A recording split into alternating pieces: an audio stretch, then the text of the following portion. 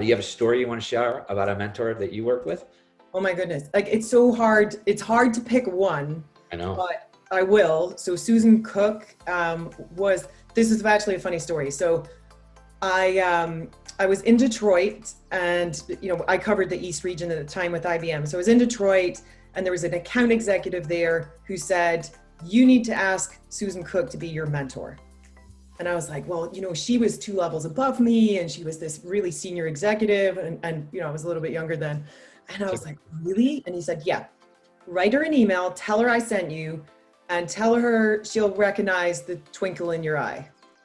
I'm like, are you sure I should do that? And he's like, yeah, definitely. And I didn't know Susan, I'd never met her.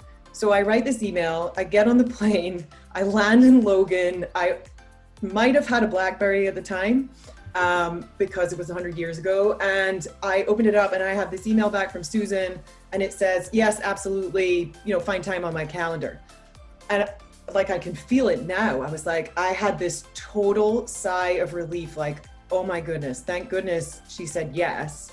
And also I didn't make a fool of myself. So that went on to be, we had a mentoring relationship where I talked to her once every month for a half an hour.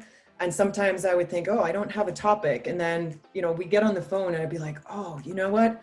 I'm really struggling with this. And, she just consistently gave me such good advice.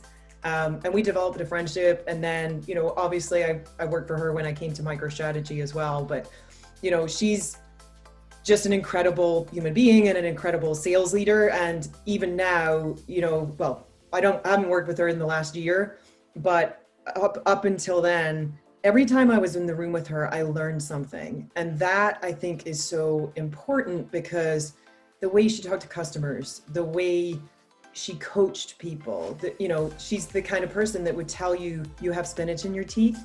And I feel like you need people like that to tell you when you're messing up, because otherwise you don't improve.